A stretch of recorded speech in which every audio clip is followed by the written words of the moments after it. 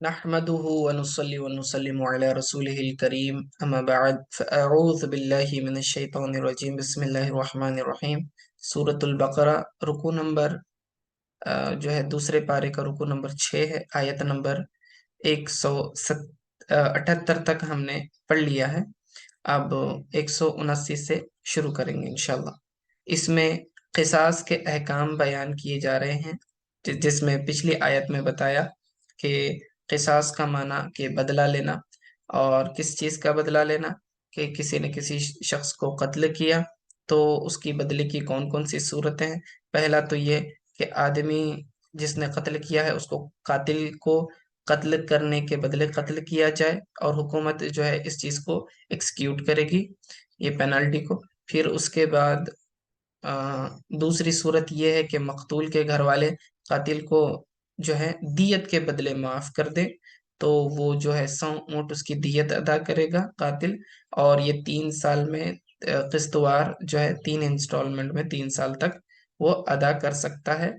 और ये दियत किस पर लाजिम आएगी कि कातिल के खुद कातिल पर, उसके घर वालों पर, और उसके जितने भी कबीले वाले खानदान वाले हैं सबके ऊपर। ठीक है।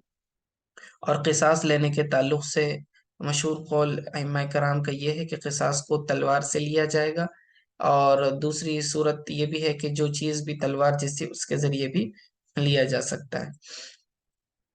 ये क़िसास की बात हो गई। फिर उसके बाद आ, तीसरी सूरत ये है कि मकतूल के घर वाले कातिल को माफ़ कर दें बग़ैर दियत के भी, तो ये भी तीसरी सूरत बनती है, बहुत जो कि रेयर है।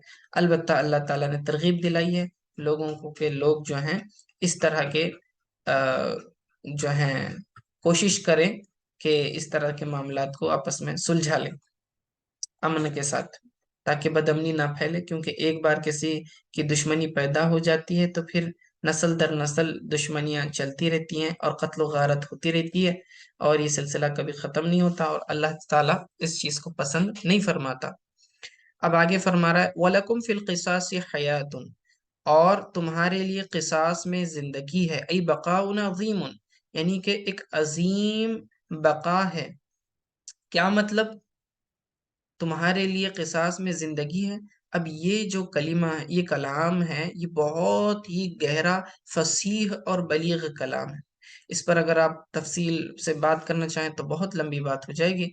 मुख्तसरन ये कि अल्लाह ताला ने क़िसास के कानून को लाजिम कर दिया ताकि इससे इंसानियत महफूज रह सके, यानी इंसानियत की बका हो सके।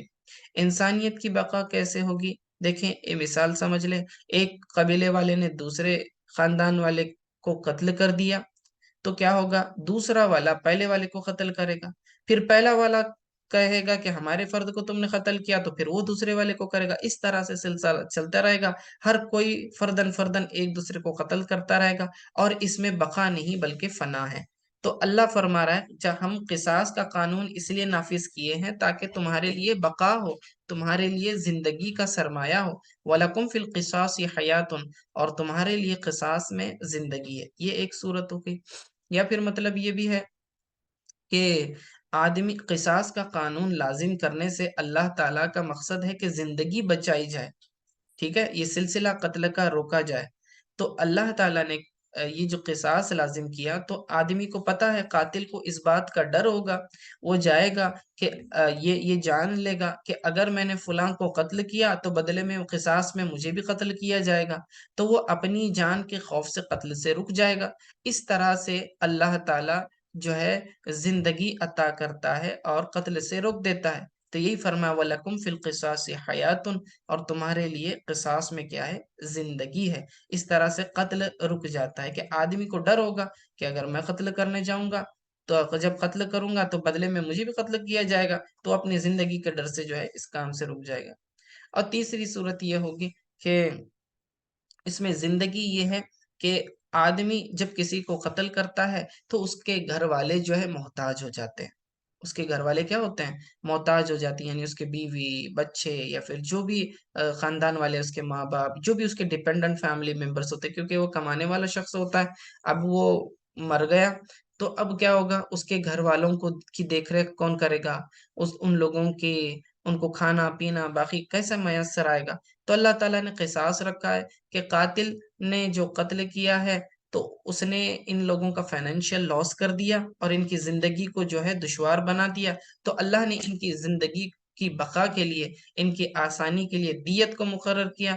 تو اب اس سے کیا ہوا کہ مقتول کے گھر والوں کو دیت مل جائے گی، اور جو پریشانیاں اور تنگیاں انہیں ہونے والی تھی جو سروائیول کے لیے، وہ اب نہیں ہوں گی، کیونکہ دیت انہیں حاصل ہو گئی ہوئی ہے اور اس سے ان کا سروائیول آسان ہو جائے گا۔ تو اس اعتبار سے ان کی زندگی کو بقا ملی اور وہ لوگ جو ہیں بھکمری کا شکار ہونے سے بچ گئے۔ تو یہ فرمایا وَلَكُمْ فِي الْقِصَاصِ حَيَاتٌ، اور تمہارے لیے قصاص میں زندگی ہے، ای بقاء عظیم۔ یا اولی الالباب، خطاب جو ہے عقل والوں سے ہے۔ اولی الالباب قرآن میں کئی مرتبہ آپ کو نظر آئے گا، تو اس کا ترجمہ ذہن میں بٹھا لیں۔ اولی الالباب، ٹھیک ہے، لبن اصل میں عقل کو کہتے ہیں، ٹھیک ہے۔ اولی الالباب کا مطلب ہوتا ہے عقل والے، ذوی العقول، ذوی العقول، عقل رکھنے والی مخلوق، ٹھیک ہے۔ تو جب کبھی خطاب ایسے آئے گا یا اولی الالباب، تو اس کا ترجمہ کریں گے اے عقل والو، ٹھیک ہے۔ لِأَنَّ الْقَاتِلَ، اب اس کی وجہ بول رہے ہیں اللہ تعالیٰ نے یہ کیوں کہا کہ اے عقل والو تمہارے لیے قصاص میں جو ہے زندگی ہے؟ تو عقل والے کیوں کہا؟ کیونکہ جس شخص کو اتنی سی بھی عقل ہوگی تو وہ کیا سمجھ لے گا؟ لِأَنَّ الْقَاتِلَ إِذَا عَلِمَ أَنَّهُ يُقْتَلُ ارْتَدَعَ فَأَحْيَا نَفْسَهُ۔ وہی بات کر رہے ہیں کہ قاتل کو جب اس بات کا علم ہو جاتا ہے کہ اسے بھی قتل کیا جائے گا بدلے میں، تو اس نے اپنی زندگی کو بچا لیا، یعنی قتل سے رک کر۔ وَمَنْ أَرَادَ قَتْلَهُ فَشُرِعَ لَكُمْ، اور اگر اس نے قتل کا ارادہ کیا تو پھر اس کے اوپر پھر یہ چیز لازم آ جائے گی۔ تو عقل والا شخص جو ہے اتنا اتنا تو سمجھ ہی لے گا، ٹھیک ہے نا۔ تو اسی لیے اللہ فرمایا کہ اے عقل والو تمہیں اس بات سے سمجھنا چاہیے، لعلکم تتقون، تاکہ تم بچو، تاکہ تم بچو یعنی ڈرو۔ تقوی کہتے ہیں ڈرنے کو، پرہیزگاری کو۔ تو یہاں ڈرنے سے یا بچنے سے کیا مراد؟ لعلکم تتقون، تاکہ تم بچو، عن القتل، مخافت القود، ٹھیک ہے، یعنی کہ تم قتل کرنے سے بچ جاؤ کہ کہیں تمہیں بدلے میں قتل نہ کیا جائے۔ تو اس طرح سے اللہ تعالیٰ نے مخاطب کیا۔ اب یہاں سے نیا مضمون شروع ہو رہا ہے اگلی آیت میں، اور وصیت کے احکام بیان کیے جائیں گے۔ تو آیت کی طرف نظر کریں، کتب علیکم اذا حضر احدکم الموت، تم پر، ابھی دیکھیں کتبہ لفظ دوبارہ آیا ہے، تو کتبہ بمعنی فریضہ آئے گا، ٹھیک ہے۔ کتب علیکم، تم پر فرض کیا گیا ہے، اذا حضر احدکم الموت، جب کسی شخص کی موت حاضر ہو یعنی کہ قریب آ جائے، ای اسباب ہو یعنی کہ اس کے موت کے اسباب قریب ہو جائیں، ان ترک خیرا، اگر اس نے کوئی چیز، اگر اس نے کوئی خیر چھوڑی ہو، یہاں خیر سے مراد مال ہے، ٹھیک ہے۔ ان ترکا، اگر اس نے چھوڑا، ترک کرنا چھوڑ دینا، خیرا کوئی خیر چھوڑا ہے، خیر سے مراد مال ہے۔ ان ترک خیرا نیل وصیتو، اگر اس نے کوئی مال چھوڑا ہے تو اس نے وصیت کرنا ہے، ٹھیک ہے، اس کے لیے وصیت کیا ہے؟ فرض کی گئی۔ اب یہ وصیت مرفوع ہے کس کی وجہ سے؟ بکتبہ، کتبہ جو ہے آپ دیکھ رہے ہیں فعل مجہول ہے، فعل مجہول ہے تو اس کے لیے نائب فاعل درکار ہوتا ہے، تو یہاں پر الوصیت جو ہے یہ مرفوع اس لیے ہے کیونکہ یہ اس کا نائب فاعل بن رہا ہے، تو اس اعتبار سے اگر آپ دیکھیں تو نائب فاعل تو مرفوع ہوتا ہے، اس پر پیش آتی ہے، ٹھیک ہے۔ تو یہ فرمایا مرفوع بکتبہ، ومتعلق بإذا، اور یہ اذا کے ساتھ متعلق ہے۔ اب اذا کدھر ہے؟ اذا حضر احدکم الموت، اور اس سے اذا کے ساتھ متعلق ہے۔ اذا جو ہے، اذا کا مطلب جب، جب تم میں سے کسی کی موت آئے، یعنی موت کا وقت قریب آئے، ٹھیک ہے۔ ان کانت ظرفیتن، اگر یہ اذا جو ہے ظرفیہ، ظرف کے معنی میں اگر لیں گے تو پھر یہ جو ہے وصیت جو ہے متعلق ہوگی اذا کے ساتھ، یعنی کہ جب جس وقت موت آنے والی ہوگی، یعنی موت سے پہلے پہلے آثار تم نے دیکھ لیے، اور وہ آثار کیا ہوں گے؟ جیسے کہ کسی شخص کی بیماری ہے اور اس کو معلوم ہے یہ مرض الموت ہے. مرض الموت کسے کہتے ہیں؟ ایسی بیماری کہ جس کے اندر جو ہے آدمی کی موت واقع ہو، اور آدمی کو یقین ہو جائے کہ بھائی اب اس بیماری میں میری ریکوری ممکن نہیں ہے، یا پھر کوئی شخص اتنا ضعیف اور نحیف اور بوڑھا ہو چکا ہو کہ اب اس کو معلوم ہے کہ میری زندگی اب زیادہ بچی نہیں ہے. تو ایسی صورتوں میں فرمایا کہ یہ کیا کرنا، وصیت کرنا یہ تم پر فرض کیا گیا. ٹھیک ہے. وَدَالٌ عَلَى جَوَابِهَا إِنْ كَانَتْ شَرْطِيَّةٌ، اور یہ دلالت کرتا ہے جواب پر، اس کے جواب پر اگر اس کو شرطیہ مانے گا، یعنی جو ہے انکان شرطیتن، وہ جواب ان. اب یہ جو ان جو شرطیہ آ رہا ہے کہ اگر اس نے مال چھوڑا ہو، یہ شرط ہے. ٹھیک ہے. اگر اس کے پاس کچھ مال ہو، اگر اس نے مال چھوڑا ہو تو وصیت کرے. تو یہاں پر اس کا جو جواب ہے یہ محذوف ہے. ٹھیک ہے، یعنی ہڈن ہے. ان ترکا خیرن الوصیہ، یہ تو جو فرمایا کہ اگر تم نے کوئی مال چھوڑا ہو تو فلیوسی، یہ اس کا جو ہے جواب ہے جو کہ محذوف ہے. ٹھیک ہے. للوالدین، اپنے والدین، اس کے والدین کے لیے، والاقربین، اور قریبی رشتہ داروں کے لیے، بالمعروف، دستور کے مطابق، یعنی کہ انصاف کے ساتھ، بالعدل، انصاف کے ساتھ، بأن لا یزید علی الثلث ولا یفضل الغنی. ٹھیک ہے، یعنی کہ ثلث سے 1/3 سے زیادہ نہ ہو، اور غنی کو جو ہے فضیلت نہ دے، یعنی کہ ترجیح نہ دے. حقا علی المتقین، حقا یہ مصدر ہے، مصدر مؤکد کہتے ہیں، تاکید کے لیے لایا. پہلے تو فرمایا کتیبہ تم پر فرض کیا گیا، اور یہاں فرمایا کہ یہ حقا ہے، یہ حق ہے متقین کے اوپر، یہ تاکید کے لیے لایا. لمضمون الجملۃ قبلہ، تاکہ یہ جو جملہ ہے اس کے ساتھ جو ہے برابر ہو جائے. علی المتقین، یہ متقین سے مراد متقین اللہ ہے، اللہ تعالیٰ سے ڈرنے والے لوگ. ٹھیک ہے. اب یہ آیت کے بارے میں پہلے سمجھ لیں. وَهَذَا مَنْسُوخٌ بِآیَةِ الْمِیرَاثِ وَبِحَدِیثِ لَا وَصِیَّةَ لِوَارِثٍ رواہ الترمذی. کہتے ہیں یہ آیت جو ہے یہ منسوخ ہے. منسوخ کا کیا معنی؟ منسوخ کا مطلب یہ کہ پہلے وصیت فرض تھی، اب وصیت فرض نہیں ہے. ٹھیک ہے. کیوں کیوں وصیت منسوخ ہو گئی؟ کیونکہ جب آیت میراث کی آیت نازل ہو گئی تو پھر وصیت منسوخ ہو گئی. اسی طرح ترمذی شریف کی حدیث ہے کہ آقا علیہ السلام نے فرمایا لا وصیت لوارث، کہ وارث کے لیے کوئی وصیت نہیں. اب یہاں پر تھوڑی تفصیل سمجھ لیں. ٹھیک ہے. ایک شخص کے پاس مال ہے، اور پہلے زمانے میں یہ تھا کہ آیت، یہ جو میراث کی آیت ہے، میراث مطلب جائیداد کی تقسیم والی جو آیتیں ہیں، جس کے اندر اللہ تعالیٰ نے بتایا کہ فلاں کا اتنا حصہ ہوگا، باپ کے لیے اتنا، بیٹے کے لیے اتنا، بیٹی کے لیے اتنا، یہ جو تقسیم آئی ہے وہ آیت میراث کہلاتی ہیں. سورہ نساء میں آپ دیکھیں گے یہ آیت آپ کو نظر آ جائے گی. ٹھیک ہے. لیکن جب تک یہ میراث کا حکم نہیں آیا تھا تب تک وصیت کرنا فرض تھا.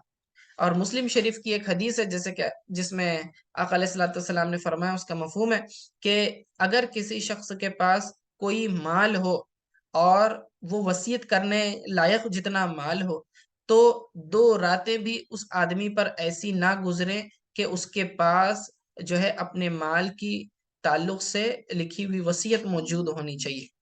اور عبداللہ ابن عمر رضی اللہ تعالیٰ عنہ فرماتے ہیں کہ جب سے میں نے حدیث سنی تو اس دن سے کوئی رات میں نے ایسی نہیں گزاری کہ جہاں میرے سرہانے کے پاس جو ہے میری وصیت نہ لکھی ہو.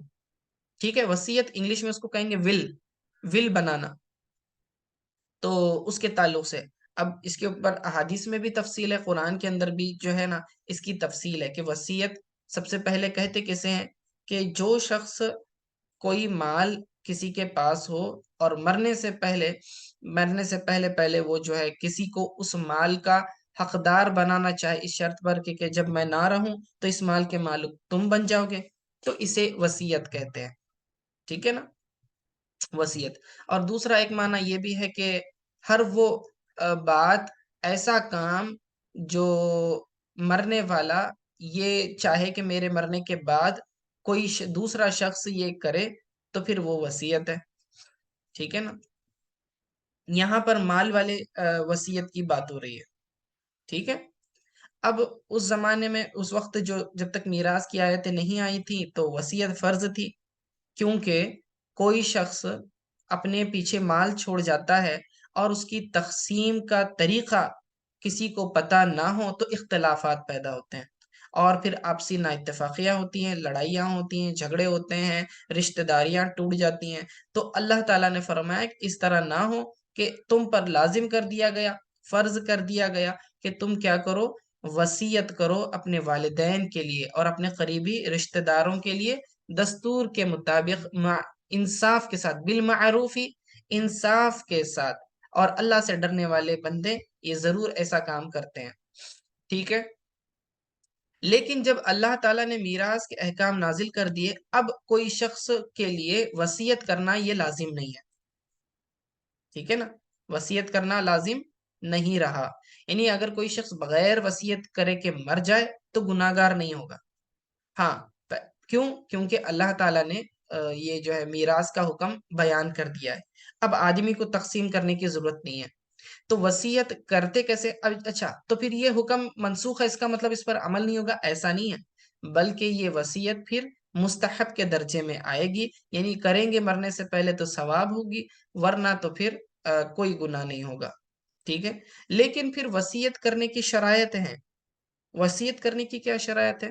نمبر 1 کہ آدمی اپنے مال کے ثلث سے زیادہ جو ہے وصیت نہیں کرے گا۔ مثال کے طور پر کسی شخص کے پاس 3 لاکھ روپے ہیں، اب وہ پورے مال کی وصیت نہیں کر سکتا، کیونکہ اس مال کے ساتھ اس کے وارثین کا حق جڑا ہوا ہے۔ تو وہ کیا کرے گا؟ وہ صرف 1/3، ثلث، یعنی کہ پورے مال کے 3 حصے کر دیں تو اس میں کا 1 حصہ، تو ثلث کو جو ہے اس کی وصیت کر سکتا ہے۔ نمبر 1 بات۔ دوسری، وارثین کے لیے وصیت نہیں کر سکتا، کیونکہ حدیث میں کیا آیا؟ حدیث میں ہے کہ لا وصیت لوارثین، وارث کے لیے کوئی وصیت نہیں کر سکتا ہے۔ یعنی کہ اگر باپ مرنے سے پہلے وصیت یہ کرے کہ میری فلاں بیٹی کو جو ہے 10 لاکھ روپے دیے جائیں، تو اس کی وصیت قبول نہیں ہے، رد کر دی جائے گی۔ کیوں؟ کیونکہ بیٹے کا یا دوسرے رشتہ داروں کا اللہ تعالیٰ نے حساب تقسیم پہلے ہی مینشن کر دی ہوئی ہے، اب کسی کو حق نہیں ہے کہ وہ اس کے اندر کوئی تبدیلی کرے اور اپنی طرف سے وصیت کرے۔ تو جو بھی وارث ہے، وارث کو آپ وصیت نہیں کر سکتے۔ پھر کس میں وصیت کر سکتے ہیں؟ غیر وارث، یعنی جن کو مال وراثت ملنے والا نہیں تھا، ایسے شخص کے لیے آپ نے وصیت کی۔ مثال کے طور پر آپ نے یہ کہا کہ میرا فلاں دوست جو ہے میرا بہت عزیز ہے، اس کے مجھ پر بڑے احسانات ہیں اور اس کے بچے چھوٹے ہیں، تو میں چاہتا ہوں کہ میرے مال میں سے کچھ حصہ جو ہے اسے دیا جائے، اور میکسیمم لمٹ کتنی ہے؟ 1/3 کی ہے، یعنی 3 لاکھ میں سے ہے تو اس نے کہہ دیا کہ 50,000 میرے فلاں دوست کو دیے جائیں، اب اس کی وصیت پوری کی جائے گی، ٹھیک ہے، کیونکہ وارثین کے مال کو اس نے چھیڑا نہیں ہے، ٹھیک ہے۔ اگر وہ کہے گا کہ 1.5 لاکھ دے دیں تو پھر نہیں پوری کی جائیں گی۔ اگر اس نے ثلث سے زیادہ کی وصیت کی تو ثلث تک ہی اس کی وصیت پوری کی جائے گی۔ یعنی کہ اگر کسی نے وصیت کی کہ میرے مرنے کے بعد میرے مال میں سے 1.5 لاکھ روپے جو ہے فلاں مدرسے کو دیے جائیں، اب اس نے ٹوٹل 3 لاکھ چھوڑا تھا، تو اس میں سے اس کی وصیت 1/3 تک پوری کی جائے گی، یعنی صرف 1 لاکھ جو ہے مدرسے کو دیے جائیں گے، باقی 2 لاکھ ٹچ نہیں کیے جائیں گے، کیونکہ وہ وارثین کا حق ہے۔ سمجھ میں آ رہا ہے؟ یہ شرط رہے گی، وارث کے لیے وصیت جائز نہیں ہے۔ اب تیسری بات اس کے اندر کہ آدمی جو ہے وصیت اس کی اس وقت پوری کی جائے گی جبکہ اس کے قرضے سارے ادا کر دیے گئے ہوں، ٹھیک ہے نا، قرضے ادا کر دیے گئے ہیں۔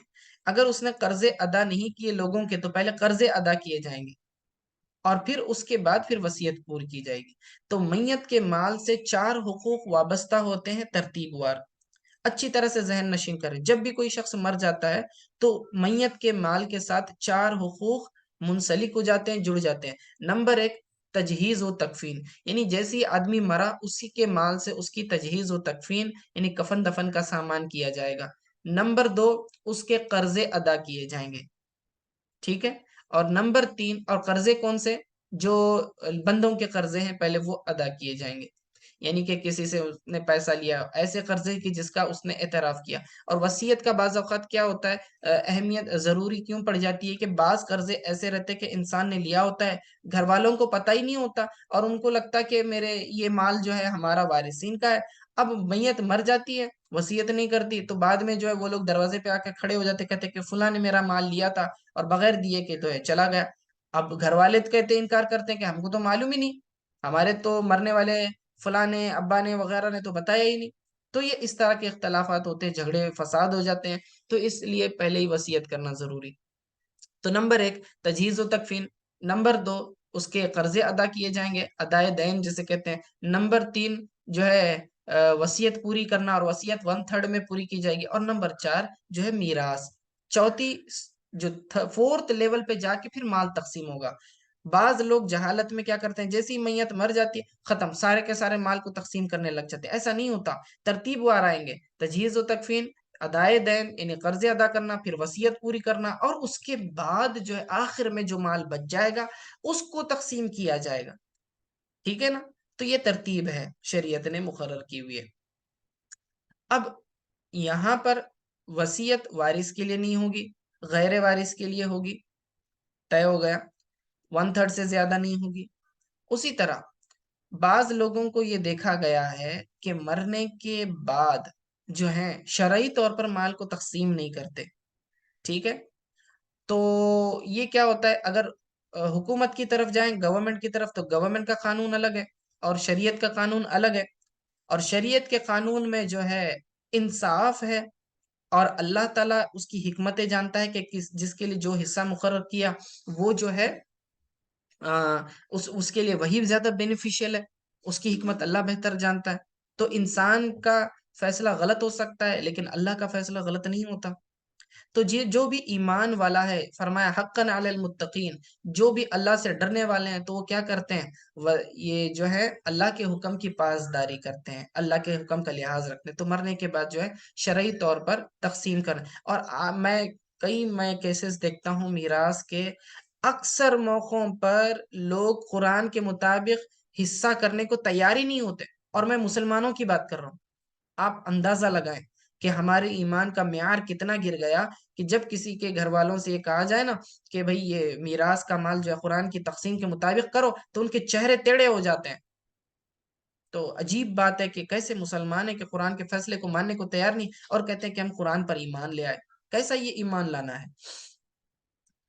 دوسری بات تو یہ کہ ان کو قرآن کے اندر یہ تقسیم لکھی یہ بھی نہیں معلوم، بعض لوگوں کو تو بڑی بڑی تعجب کی بات، کبھی قرآن پڑھتے ہی نہیں ہے تو پھر عمل میں کیسے لائیں؟ ایمان ہی نہیں ہے ویسا۔ ٹھیک ہے؟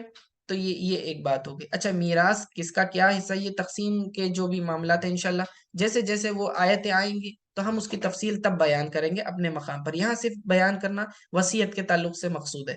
اب میں چند اور باتیں جو ہے وصیت کے تعلق سے بیان کر دیتا ہوں، جیسے کہ بعض صورتوں میں وصیت کرنا فرض ہوتی ہے۔ اب آپ جو ہیں اس کو سائیڈ میں رکھ دیں کہ اپنے مال سے اپنے گھر والوں کو، رشتہ داروں کو ہم وصیت کر رہے ہیں، میں اس کی بات نہیں کر رہا، کیونکہ یہ وصیت تو جائز ہی نہیں ہے، وارث کے لیے وصیت جائز ہی نہیں ہے۔ کوئی شخص یہ کہے کہ میں، فلاں شخص کہے کہ میں میرے بیٹے کو محروم کرنا چاہتا ہوں، اپنی جائیداد سے بے دخل کرنا چاہتا ہوں، نہیں کر سکتا۔ ٹھیک ہے نا؟ اس طرح سے نہیں کر سکتا۔ ہاں، اپنی زندگی میں وہ اپنے مال کو جسے دینا چاہے دے، اس کو کوئی روک بھی نہیں سکتا۔ ٹھیک ہے؟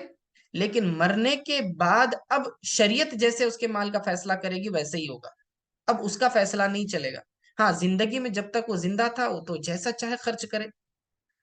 مرنے سے پہلے اپنے مال کو صدقہ کرنے کی وصیت کرنا یہ بھی درست کہ میرے مرنے کے بعد مدرسے میں دیا جائے، مسجد کو دیا جائے، یا فلاں فلاں کام میں، نیک کام میں خرچ کیا جائے، جو بھی ہے آپ یہ بالکل کہہ سکتے ہیں، لیکن اچھی طرح سے یاد رکھیں کہ جو مال زندگی میں خرچ کیا جاتا ہے جبکہ آدمی کی صحت ہو، تو اس کا ثواب جو ہے 100 گنا زیادہ ہے اس نیک کام کے مقابلے میں، اس صدقے کے مقابلے میں جو مرنے کے وقت آدمی وصیت کر کے جاتا ہے۔ ابن ماجہ کی حدیث ہے کہ آقا علیہ الصلوۃ والسلام نے فرمایا، جس کا مفہوم ہے کہ ایک صحابی ایک صحابی آئے اور انہوں نے کہا کہ یا رسول اللہ صلی اللہ علیہ وسلم کون سا صدقہ افضل ہے؟ آپ علیہ الصلوۃ والسلام نے کہا کہ وہ صدقہ جو آدمی اپنی جوانی میں، زندگی میں دے، صحت کے ایام میں دے، کہ جب کہ آدمی کو اس کے مال کی ضرورت ہوتی ہے، مال کمانے کی خواہش بھی ہوتی ہے، مال کی طرف رغبت بھی ہوتی ہے، اور مال کو جو ہے کیا کہتے ہیں اس سے نفع حاصل کرنے کی امید بھی ہوتی ہے، تو یہ ساری چیزیں ہونے کے باوجود وہ مال اللہ کی راہ میں خرچ کرتا ہے، تو یہ زیادہ افضل ہے، کیونکہ وہ قربانی پیش کر رہا ہے، ٹھیک ہے۔ اور فرمایا یہ اس صدقے سے افضل ہے جو آدمی مرتے وقت جو ہے نا وہ وصیت کر کے جائے کہ میں میرے فلاں مال سے اتنا صدقہ کرتا ہوں، تو اس سے 100 گنا افضل ہے۔ فرمایا کتنا؟ 100 گنا افضل ہے۔ ایک درہم جو آدمی اپنی جوانی میں جب کما رہا ہوتا ہے اس وقت خرچ کرتا ہے، تو 100 گنا اس کو ثواب ملتا ہے بنسبت اس مال کے جو مرنے کے وقت صدقہ کرتا ہے، کیونکہ مرنے کے وقت پھر اس کے بولنے کا کوئی اعتبار ہی نہیں نا، مرنے کے بعد تو یہ مال دوسروں کا ہونے ہی والا ہے، تیرے کہنے سے نہ کہنے سے کوئی فرق نہیں پڑتا، سمجھ میں ہی بات؟ تو یہ خیال رکھیں اس بات کا۔ تو وصیت آدمی پہلے تو چاہیے کہ جوانی میں جتنا زیادہ صدقہ کر سکے وہ بہتر ہے، ہاں مرنے کے وقت بھی وصیت کرے بہتر۔ اچھا، میں نے کہا کہ بعض صورتوں میں جو ہے نا آپ کی وصیت فرض ہو جاتی ہے۔ کیسے فرض ہوگی؟ یعنی جو احکام جو کیا کہتے ہیں، جو عبادات آپ پر فرض ہیں اور اس فرض کی جو ہے قضا آپ پر باقی ہے، مثال کے طور پر کسی پر حج فرض ہوا یا پھر زکوٰۃ فرض ہوئی، ٹھیک ہے نا؟ اب اس نے جو ہے حج فرض تھا اور زکوٰۃ فرض تھی، نہ حج ادا کیا نہ زکوٰۃ ادا کی، تو اب مرنے لگا تو اب اس پر وصیت فرض ہے، اسے کہنا پڑے گا کہ میرے مال سے کیا کرے، میں حج بدل کرا دے کسی کو، یا پھر یہ کہے کہ میری زکوٰۃ کا اتنا اتنا اتنے سالوں کی میری زکوٰۃ باقی ہے تو اس کی زکوٰۃ ادا کر دی جائے، تاکہ یہ مرنے کے بعد بچ جائے۔ تو فرض عبادت کی قضا کی جو ہے وصیت کرنا اس پر فرض ہوگی۔ اور اگر واجب ہے، مثال کے طور پر کہ اس پر کوئی جو ہے اس کے ذمے کچھ نمازیں باقی تھیں اور اس نے وہ نمازیں ادا نہیں کی تھی، تو بدلے میں وہ چاہتا ہے کہ فدیہ دے دے، ٹھیک ہے؟ تو وہ فدیہ دینا جو ہے پھر یہ چونکہ دلیل ظنی سے ثابت ہے، اس لیے جو ہے وجوب کے حکم میں آئے گا، تو پھر وہ جو ہے وصیت کر جائے کہ میری اتنی اتنی نمازیں باقی ہیں اور اس کے بدلے اتنا اتنا مال جو ہے دے دیا جائے، یہ اس پر واجب ہو جاتا ہے۔ پھر ایک صورت جو ہے مستحب صورت ہوگی کہ اس کے اوپر کوئی یہ نہیں ہے، قرض وغیرہ تو نہیں ہے عبادت کا، البتہ وہ کہتا ہے کہ میں میرے مرنے کے بعد فلاں فلاں غریب کو جو ہے آپ میرے مال کو دے دیں، تو اب یہ جو ہے یہ مستحب کے درجے میں آئے گا، ٹھیک ہے، یعنی ثواب میں۔ اور چوتھی صورت یہ ہوگی کہ مکروہ تنزیہی، مکروہ تنزیہی یعنی کہ ایسا شخص جو کہ غریب ہو لیکن فاسق ہو، گناہ گار ہو، نماز نہیں پڑھتا، حرام کاموں میں مبتلا ہے، ایسے شخص کو وصیت کا مال دینا یہ مکروہ تنزیہی ہے، یعنی حلال کے قریب ہے، یعنی دے سکتے ہیں لیکن اس کے اندر ناپسندیدگی ہے، کیونکہ وہ آدمی جو ہے صاحب شرع نہیں ہے، تو لیکن اس کے باوجود پھر بھی دے سکتے ہیں، حلال کے قریب ہے۔ دوسرا کہ آدمی جو ہے غنی ہے اور فاسق ہے، یعنی کہ اس کی فائنینشیل سٹیٹس بہت اچھا ہے اور غنی امیر ہونے کے باوجود آپ اس کے لیے وصیت کرتے ہیں، ساتھ ہی ساتھ وہ کیا ہے، وہ غنی بھی ہے، یعنی کہ اس کے پاس مال بھی ہے اور فاسق بھی ہے، گناہ اعلانیہ جو ہے گناہ کرتا ہے، تو ایسے شخص کے لیے وصیت کا مال دینا یہ مکروہ تحریمی ہے، حرام کے قریب ہے، کیونکہ اس کو اس کے مال کی ضرورت بھی نہیں ہے، اور ڈر اس بات کا ہے کہ اگر مال اسے دے دیا جائے تو وہ کیا کرے گا، اس مال کو گناہ کے کام میں خرچ کرے گا، ٹھیک ہے۔ اور چھٹی صورت یہ بنتی ہے کہ ایک جو کافر ہے، کافر کے لیے تو وصیت جائز نہیں ہے، ٹھیک ہے نا، کافر کے لیے وصیت جائز نہیں ہے، کافر جو ہے نہ مسلمان کے مال کا وارث بنتا ہے، نہ وصیت کے مال سے اس کا کوئی حق بنتا ہے، ٹھیک ہے نا۔ اور ایک مسئلہ یاد رکھیں کہ وصیت ثلث میں ہوتی ہے، لیکن اگر تمام ورثہ یعنی وارثین راضی ہو جائیں، میت کے وارث راضی ہو جائیں کہ بابا آپ جو ہیں فلاں کو یہ اس سے زیادہ بھی مال دینا چاہیں تو پھر دے سکتے ہیں ان کی رضامندی سے، کیونکہ ان کا حق اس سے جڑا ہوا ہوتا ہے، گویا کہ انہوں نے اپنا حق چھوڑ دیا۔ مثال کے طور پر کسی نے 3 لاکھ چھوڑے ہوئے تھے، اب جو ہیں سارے وارثین مثال کے طور پر سارے کے سارے جو ہے غنی ہیں، ان کو مال کی اتنی زیادہ ضرورت نہیں ہے، البتہ مرنے سے پہلے کسی نے وصیت کی تھی، کہا تھا کہ بھائی فلاں میرا پڑوسی جو ہے یا دور کا کوئی رشتہ دار ہے، وہ بہت غریب ہے، میں چاہتا ہوں کہ اس کو اتنا اتنا مال دے دوں۔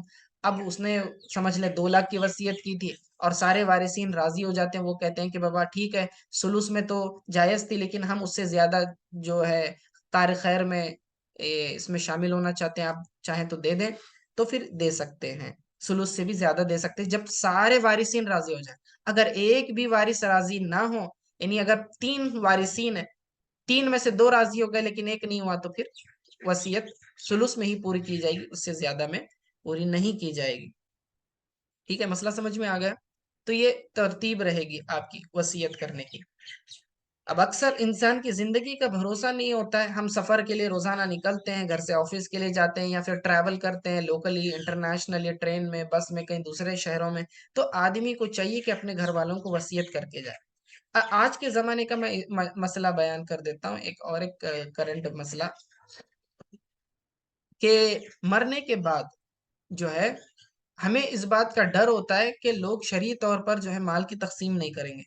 تو میں کہتا ہوں کہ آپ اپنی ول بنا لیں، گورنمنٹ کے اعتبار سے، حکومت کے اعتبار سے ول بنا لیں، اور یہ کہیں کہ میرے مرنے کے بعد میرے مال کی تقسیم شرعی طور پر ہوگی، اور اس کو اتنا اتنا حصہ ملے گا۔ اب اگر کوئی شخص مر گیا، مرنے کے بعد اس نے جو یہ وصیت چھوڑی، تو وصیت کے مطابق کیا ہوگا؟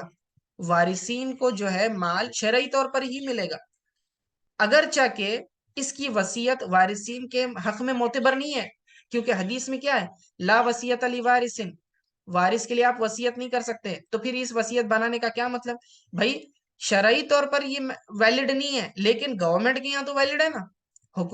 ہماری حکومت کے نزدیک وصیت جو ہے یہ ویلڈ پروف ہے، تو اسی لیے اگر کوئی شخص شرعی طور پر ماننے کے لیے راضی نہ ہو، تو اس کی وصیت کو پیش کر دیا جائے، اور وصیت کے اعتبار سے تقسیم کی جائے تو شرعی طور پہ تقسیم ہو جا رہی ہے۔ تو اس طرح سے آپ جو ہیں اپنی وصیتیں تیار کر لیں تو بہتر ہوگا، ٹھیک ہے نا؟ چلے اگلی آیت دیکھیں، فمن بدلہ، پس جس نے اسے بدل دیا، یعنی وصیت کو بدل دیا، ایل ایصا من شاہد کیا ہے؟ ہاں، ایل ایصا المبدلی، ٹھیک ہے، اگر کسی شخص نے وصیت کو بدل دیا تو کیا ہوگا؟ من شاہد و وصی، یعنی جو وہاں وصیت کرنے کے وقت موجود تھا اس نے اپنی وصیت کو بدلا، یا پھر جس کے لیے وصیت کی گئی اس نے اپنی وصیت کو بدلا، بعد ما سمعہ، بعد اس کے کہ اس نے اسے سن لیا تھا، یعنی اسے پتا چل گیا تھا، کہ اسے علم آ گیا تھا کہ وصیت کے اندر کیا لکھا ہوا ہے، فَإِنَّمَا إِثْمُهُ، تو اس کا گناہ اس پر ہوگا، یعنی کہ جس نے وصیت کو بدلا اسی پر اس کا گناہ ہوگا۔ فرمائے فَإِنَّمَا إِثْمُهُ، پس اس کا گناہ عَلَى الَّذِينَ يُبَدِّلُونَهُ، ان لوگوں پر ہوگا جنہوں نے اس وصیت کو بدلا، فِيهِ إِقَامَةُ الظَّاهِرِ مقام المضمر، ٹھیک ہے؟ تو یہاں پر اللہ تعالیٰ فرما رہا ہے کہ اگر کسی شخص نے مرنے کے بعد کسی کی وصیت کو بدل دیا تو یہ وصیت جس نے بدلی ہے اس پر گناہ ہوگا، وصیت کرنے والے پر کوئی گناہ نہیں ہوگا۔ ان اللہ سمیع، بے شک اللہ تعالیٰ سننے والا ہے، کس کے؟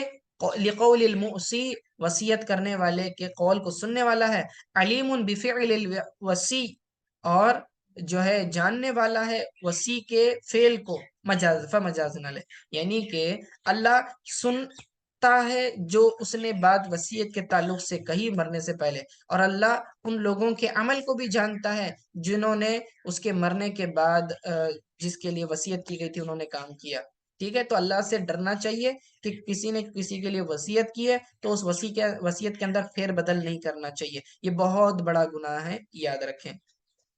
فمن خاف من موس، بس اگر کسی شخص کو وصیت کرنے والے کی طرف سے خوف ہو، کس طرح کا خوف ہو؟ جنفن، جنفن کا مطلب ہوتا ہے کہ بے انصافی کرنے کا، ٹھیک ہے؟ یہ موسن کو مخففن اور مثقلن دونوں طریقے سے پڑھا گیا ہے، یعنی کہ صاد کے تشدید سے بھی پڑھا گیا، مم موسن، اچھا نہیں میم پہ جو ہے موسن بھی پڑھا گیا، مم موسن یہ جو ہے تشدید کے ساتھ بھی پڑھا گیا، ٹھیک ہے؟ جنفن یعنی کہ حق سے ہٹنا کہلاتا ہے، میلن عن الحق قطعا، یعنی غلطی سے جو ہے جو صحیح فیصلہ ہے، وہ صحیح فیصلے سے اگر وہ ہٹ رہا ہے، او اسمن، یعنی کہ وہ جان بوجھ کر اگر ایسا کر رہا ہے، جانتے بوجھتے، بِأَنَّ تَعَمَّدَ ذَلِكَ بِالزِّيَادَةِ عَلَى الثُّلُوثِ أَوْ تَخْصِيصِ غَنِيٍّ مثلا، کہتے ہیں کہ اگر اس نے جان بوجھ کر ثلث سے زیادہ وصیت کر رہا ہے تاکہ جو باقی وارثین کو جو ہے محروم کر دے، یا پھر غنی کی تخصیص کر رہا ہے، یعنی کوئی امیر ہے، ٹھیک ہے نا، امیر شخص کے لیے وصیت کر رہا ہے، تو فرمایا کہ ایسے صورت میں کیا کیا جائے، فَأَصْلَحَ بَيْنَهُمْ، تو ان کے درمیان صلح کروائی جائے، یعنی بین الموسی والموسیٰ لہ بالامر بالعدل، یہ عدل و انصاف کے ساتھ جو وصیت کر رہا ہے اور جس کے لیے وصیت کی گئی، دونوں کے درمیان کیا کرے، صلح کرائے، فلا اسم علیہ، تو جو شخص صلح کرائے گا اس کے اوپر کوئی گناہ نہیں ہوگا، یعنی گناہ نہیں ہوگا سے مراد کیونکہ اس نے صلح کرانے کے لیے اس کی وصیت کو بدلنے کا حکم دے گا نا، تو یہ بدلنے کے حکم میں گناہ نہیں آئے گا، کیونکہ اس کی نیت کیا تھی، شریعت کے مطابق فیصلہ کروانے کی نیت تھی، اسی لیے وہ وصیت کو بدلنا لازم نہیں کہلائے گا، ٹھیک ہے، اسے وصیت کو بدلنا نہیں کہیں گے، اور ایسے شخص پر گناہ نہیں ہوگا، فلا اثم علی، اس پر کوئی گناہ نہیں ہے، فی ذالک ان اللہ غفور الرحیم، بے شک اللہ تعالی بہت زیادہ مغفرت فرمانے والا، رحم فرمانے والا ہے۔ تو امید ہے کہ یہ مسائل جو وصیت کے تعلق سے تھے آپ نے سمجھ لیے ہوں گے۔ اب چونکہ میں نے جو ایکسٹرا مسائل جو وصیت کے تعلق سے بیان کیے، وہ آپ کو احادیث کریمہ میں جو ہے ملیں گے، جب آپ پڑھیں گے حدیث کی کتاب مشکات شریف، بخاری مسلم وغیرہ پڑھیں گے، تو اس کے اندر آپ کو اس کی تفصیلات مل جائیں گی جو میں نے بیان کی۔ امید ہے کہ یہ جو ہے تفصیل کافی تھی اس آیت کو سمجھانے کے لیے۔ یہاں پر ہمارا رکوع ختم ہو جاتا ہے، یعنی کہ چھٹا رکوع ہمارا ختم ہو جاتا ہے۔ اب اگلا رکوع جو شروع ہو رہا ہے وہ ساتواں رکوع نئے احکام کے ساتھ ہے، اور اس کے اندر روزے کے مسائل اور رمضان کے مسائل آئیں گے، ٹھیک ہے۔ چلیے اسی پر اکتفا کرتے ہیں، صلی اللہ تعالی علی خیر خلقہ محمد و آلہ و اصحابہ اجمعین برحمتک یا ارحم الراحمین۔